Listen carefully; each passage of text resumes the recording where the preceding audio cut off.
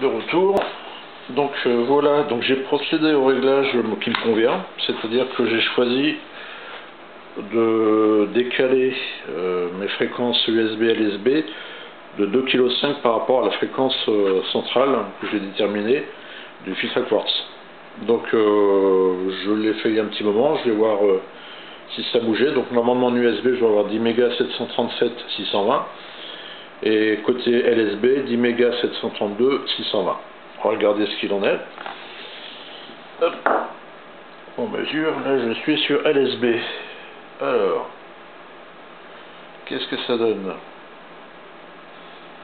On a 10 mégas 732 634 635, donc ça a bougé de 15 Hz. 15 Hz c'est pas énorme, mais j'aime bien les précisions. Donc c'est là qu'intervient le petit condensateur 5 picofarads que j'ai rajouté de manière à peaufiner vraiment le réglage au plus précis. Donc on doit, je dis 135, hop.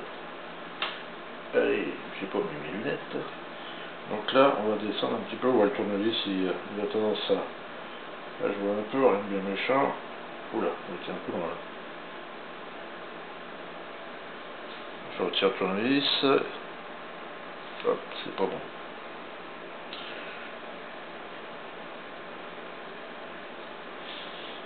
Ah, bah là je reviens au point de départ.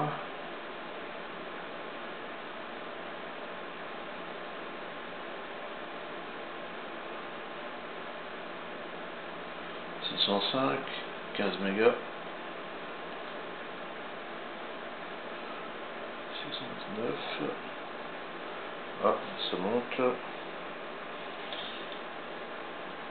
612, voilà, ça nous fait quoi, 613, ça monte un petit peu, ça monte au fur et à mesure. Donc là je vais laisser comme ça pour le moment, 614, ça va remonter tout seul, 615. Ça c'est normal, les condensateurs c'est mécanique, donc le temps qu'ils se positionnent correctement. Voilà, là j'ai plus que 4 Hz de différence, 3 Hz. Donc là c'est pas mal, on va laisser. Là voilà, il est en train de se stabiliser. Là c'est pas mal, on est à 5 Hz par rapport à de différence, quoi. Mais c'est pas mal là. Donc LSB maintenant. USB, pardon. 618, j'ai 2 Hz de différence, 3 Hz, donc on va laisser comme ça, c'est nickel, ça n'a pas bougé. Donc là on est pas mal, donc je laissais comme ça, de toute façon, le temps de faire autre chose, de préparer les vidéos d'ailleurs.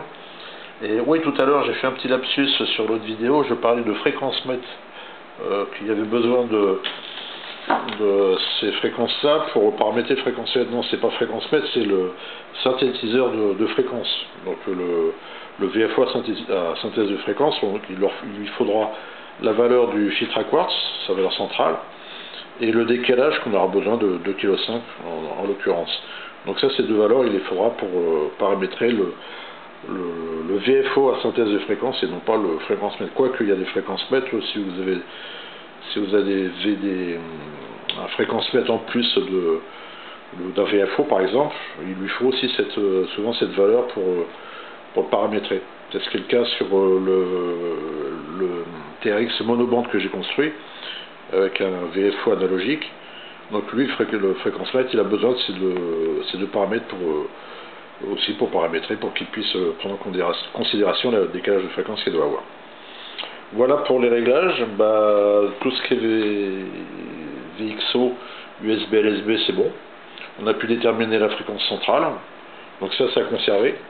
Ça, une fois que vous avez réglé ça, surtout, faites pas confiance à votre mémoire, copiez-le et notez-le bien et collez-le même à l'intérieur de votre montage pour vous rappeler surtout de cette fréquence centrale qui est importante à déterminer. Ça vous évitera de refaire tous les mesures comme j'ai fait ici.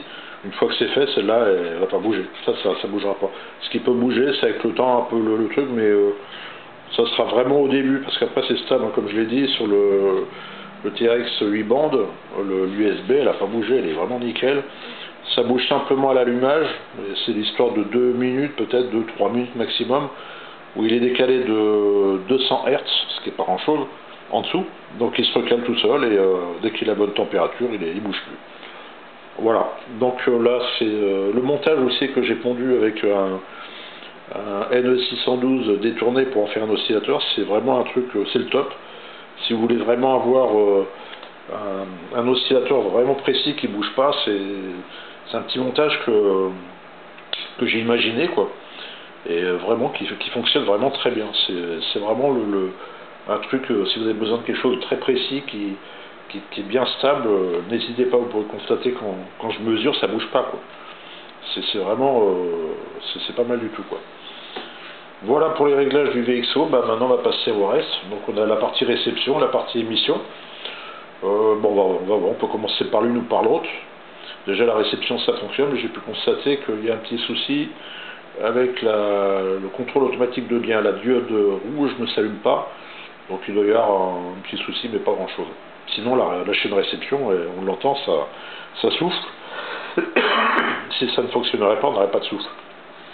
Donc c'est un bon point. Voilà pour le moment, et bientôt pour la suite.